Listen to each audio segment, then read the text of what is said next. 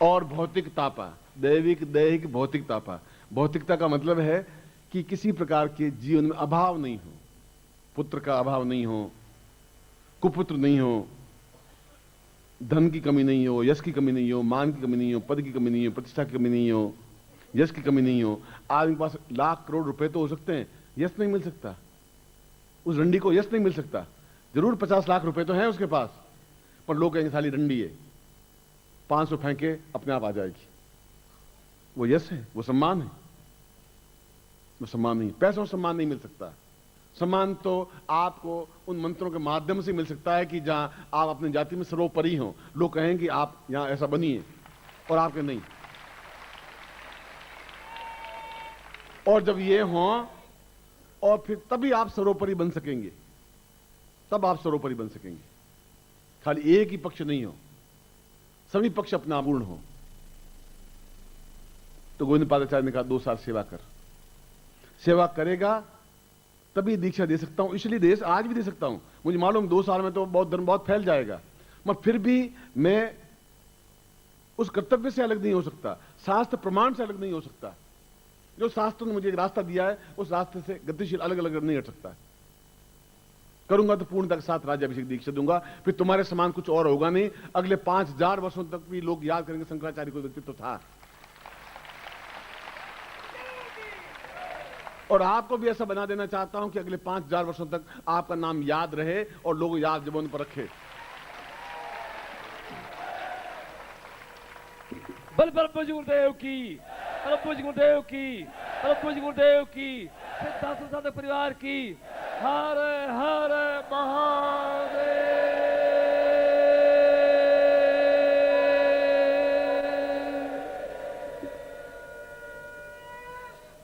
बिना श्रम सेवाश्च, बिना गुरुत्व आज्ञा, बिना पूर्णत प्राप्त वे न च वै साधकम फलप्रदः। बिना गुरु की सेवा के और बिना गुरु की आज्ञा का पालन किए कोई साधना में सफलता नहीं मिल सकती। मगर साथ में यही कहा है कि गुरु वह आज्ञा दे जो उचित हो, क्योंकि इसके बिना फल नहीं मिल सकता। शादी के बिना भी बच्चे पैदा हो सकते हैं, कोई जरूर नहीं कि उसको रोटियां खिलाने के लिए घर में लाना ही पड़े। बच्चे तो पैदा हो जाएंगे, मगर वो नाजायज बच्चे पैदा होंगे, उनको समाज सम्मानित नहीं करेगा, वो नाजायज कहलाएंगे। इसलिए वह सेवा, शास्त्रों में कहा कि वह सेवा हो, और तब गुरु उनको राज्याभिषेक दे, उनका सम्मान करे। इसलिए 2500 वर्षों में राज्याभिषेक क्यों नहीं हुआ? क्योंकि हम अंधेरी सुरंग में से निकलते गए, कोई ऐसा ब्राह्मण ने मिला नहीं, और मिला तो जंगलों में खो में घुस करके बैठ गए, अपने खुद में ही बस साधना में लिप्त रहे, समाधि में लिप्त हो गए। वह समाधि में लिप्त होना एक अलग चीज है, वह अपना खुद का ही कल्याण हुआ, लोगों का कल्याण नहीं कर पाए। यह उनकी न्यूनता थी है। मैं आज भी उनको कहता हूं, सिद्धाश्रम के लोगों को भी कहता हूं। वो कहते हैं कि आप बहुत विद्रोही आदमी हैं। मैं कहा मैं जिंदगी भर विद्रोही रहूंगा, आपको जो कुछ करना हो आप कर लीजिए, मैं ये करूंगा, 100% करूंगा। और वो टॉन्टिंग में ये कहते हैं कि आप उनको ले आएंगे यहाँ सिद्धाश्रम में सब लोगों को, तो यहाँ चाय की स्टॉल खोल देंगे वो। मैं लाऊंगा जरूर, खोलने दीजिए चाय की स्टॉल।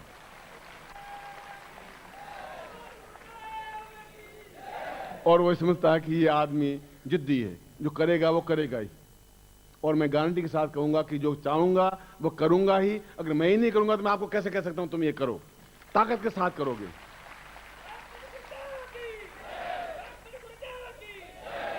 और अगले कुछ ही महीनों में, कुछ ही समय में मैं इस कार्य को संपन्न कर देना चाहता हूं, क्योंकि मैंने अभी प्रवचन के पहले कहा था कि मैं सिद्धाश्रम में आपको ले जाना चाहता हूं। कल भी या परसों भी एक उच्च कोटि के एक महोदय सिद्धाश्रम के बारे में, ज्ञानगंज के बारे में मुझसे चर्चा कर रहे थे।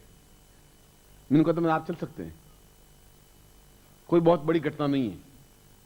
और उनमें अध्यात्म की एक आग है, एक चेतना है, एक लौ है। और मैं कहता हूं कि वो लौ भड़के, उनमें लौ भड़के और इतनी तेज हो कि वो अपनी आंखों से देख सके। और मैं आप सबको ले जा सकूंगा, और गारंटी के साथ ले जा सकूंगा, हर हालत में ले जा सकूंगा और ले जाऊंगा। बल बल पूज्य गुरुदेव की, बल पूज्य गुरुदेव की, बल पूज्य गुरुदेव की, आज के आनंद की, सिद्धाश्रम साधक परिवार की। हर हर महादेव।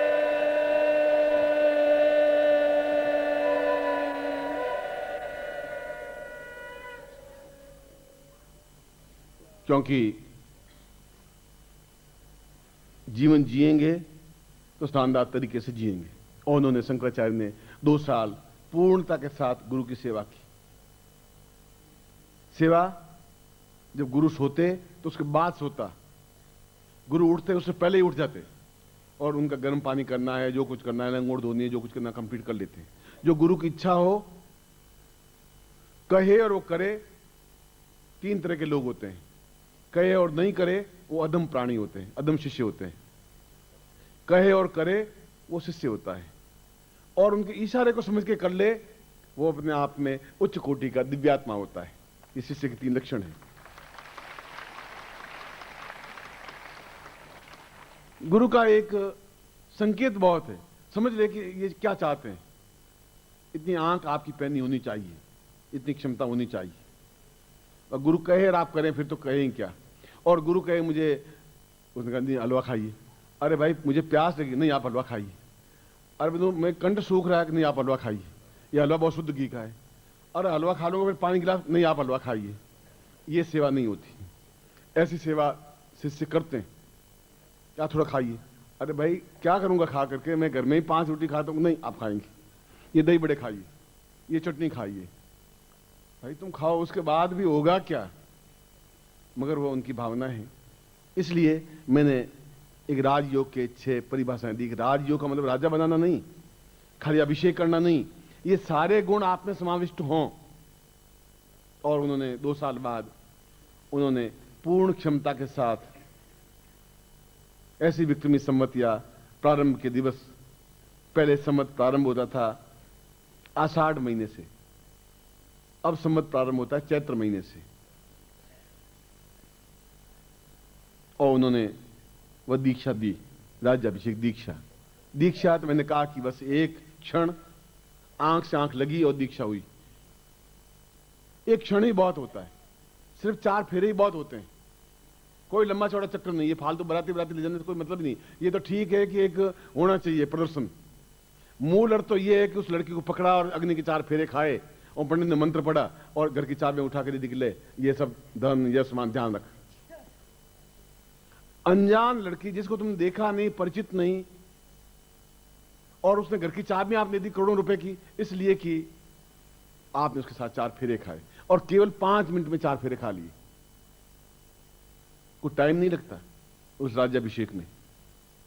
कोई 2 घंटे, 5 घंटे, 15 मिनट, 25 मिनट या 10 दिन नहीं लगते। वह तो अपने गुरु अपने पूरी तपस्या का जितना अंश है वह निचोड़ करके आपके अंदर डाल दे और वो शेर बना दे, वो क्षमतावान बना दे, उसको राज्याभिषेक कहते हैं। अब इस बीच में जो अंतराल लगता है, समय उसने 2 साल लगाए, तो शास्त्रोक्त लगाए।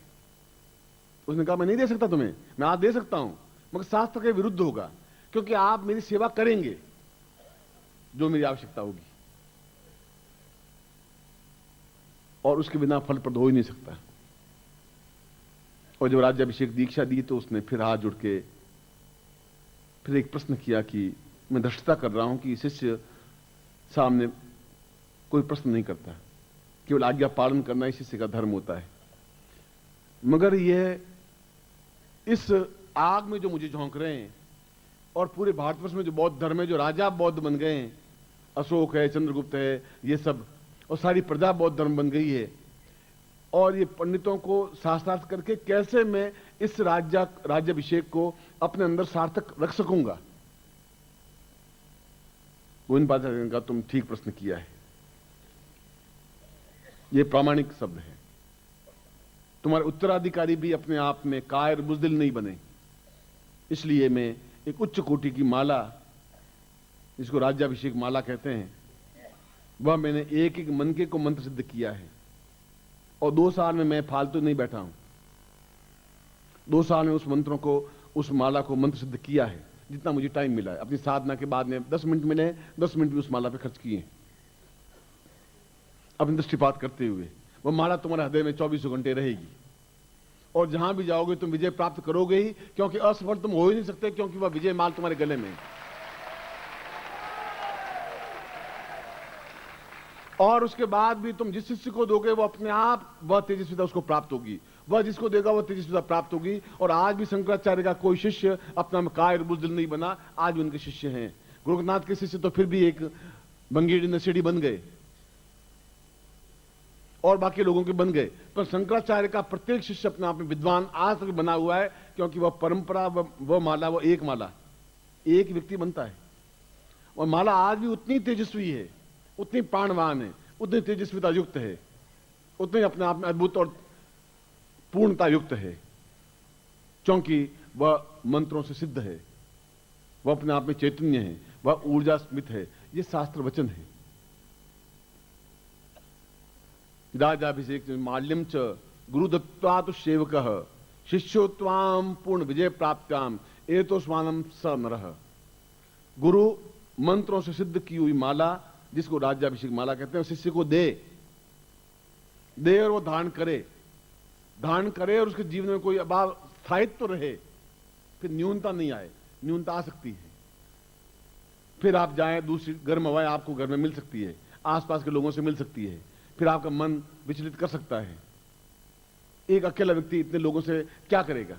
मगर माला हर क्षण आपको जागृत करेगी, चैतन्य करेगी, हरदम ये चीजें आपको प्रदान करती रहेगी।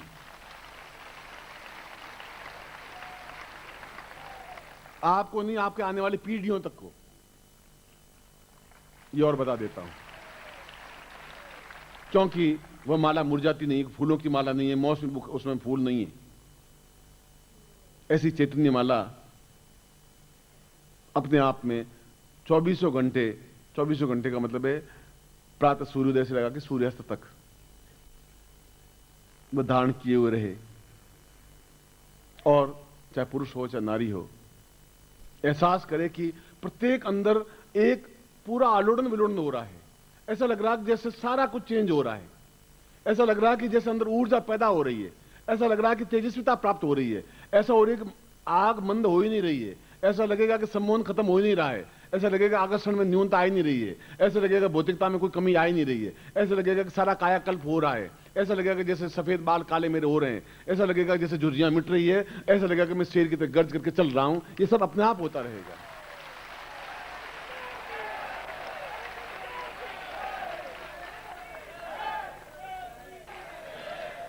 इसको कहते हैं इच्छा मृत्यु, इसको कहते हैं पूर्णता प्राप्ति, इसको कहते हैं पूर्ण मद। इस माला के कई नाम हैं। ये पूर्ण मद माला, ये इच्छा मृत्यु युक्त माला, ये पूर्ण विजयश्री माला, ये अपने आप में चैतन्य माला, ये अपने आप में राज्याभिषेक माला। 108 नाम है यदि शंकर भाष्य पढ़े। और शंकराचार्य का मैं कितना सौभाग्यशाली हूं कि मैं गोविंद पादाचार्य का शिष्य हूं, उससे भी ज्यादा मैं सौभाग्यशाली हूं। उन्होंने ये माला मुझे प्रदान की और उन्होंने मुझे आज्ञा दी कि तुम अपनी पीढ़ी के आने वाले उत्तराधिकारी को ये माला दो, वह भी तुम्हारे नाम को उतना ही उज्ज्वलता से फैलाएगा, ऐसा नहीं तुम्हारे कपूत पैदा हो जाएगा। और इसीलिए मैं वही बात कह रहा हूं कि जिस अंधकार सुरंग से आए, आगे वो अंधकार सुरंग नहीं बने। आगे पुत्र भी हो तो भी अपने आप में उतने तेजस्वी हो जो रोशनी पैदा कर सके, सूर्य के समान चमक सके और आपका नाम उज्जवल कर सके और कह सके कि वास्तव में किस बाप का बेटा है, ऐसा कह सके। और जब मैंने राजयोग दीक्षा दी थी पिछले साल, उस समय मैंने मानस में निश्चय कर लिया था कि अगला साल अगर परमात्मा ने चाहा, ईश्वर ने चाहा, जगदम्बा ने चाहा तो मैं राज्याभिषेक दीक्षा दूंगा और इस प्रकार की माला अपने शिष्यों को दूंगा, ऐसा निश्चय किया था मैंने। बल बल पूज्य गुरुदेव की, बल बल पूज्य गुरुदेव की, बल बल पूज्य गुरुदेव की।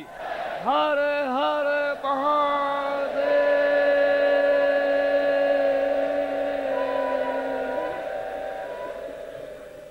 और उस माला से